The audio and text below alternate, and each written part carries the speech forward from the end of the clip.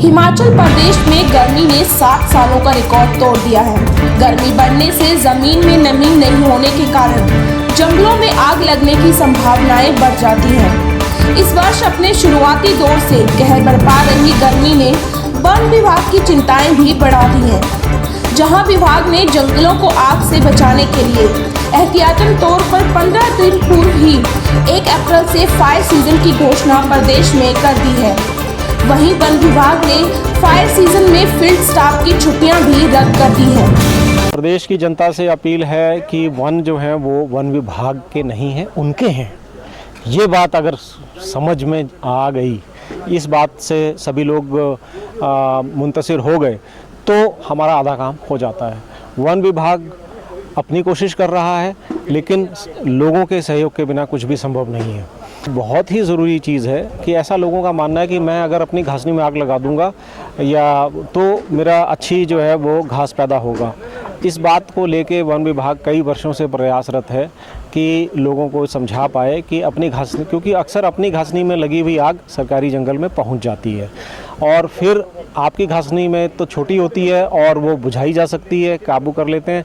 लेकिन जब सरकारी जंगल जो कि बड़े क्षेत्रफल में फैला होता है उसमें आग पहुंचती है तो बुझानी मुश्किल होती है, क्योंकि आग तब तक कई बार बहुत बढ़ भी चुकी होती है। हर वर्ष ऐसा ज़रूर होता है कि जब भी हमारे कोई बड़े आग के प्रकरण होते हैं जहाँ पर कि बहुत बड़े क्षेत्रफल में आग फैली है, कई दिन तक काबू नहीं आ पाई, या फिर हमें कोई जानकारी मिल जाती है कि ये आग जो है जानबूझ के लगाई गई है, तो उनकी FIR दर्ज कराई गई है वन विभाग ने पुलिस के पास, और पुलिस ने उसके ऊपर कार्रवाई भी करी है। पहला काम तो होता है, इसको हम एक साइकिल की तरह मानते हैं।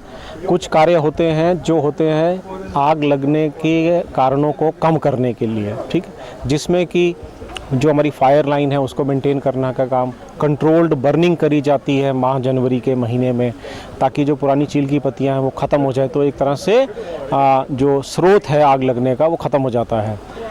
तो वो कार्य किए गए हैं हर वर्ष की तरह इस वर्ष भी।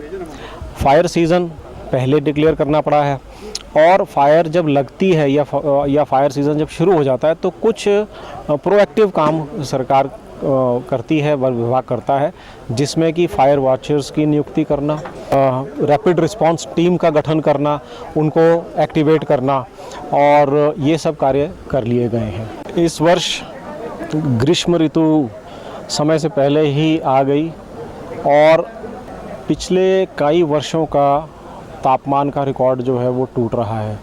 मार्च का महीना में पूरे हिमाचल में 95% वर्षा की डेफिशिएंसी रही है।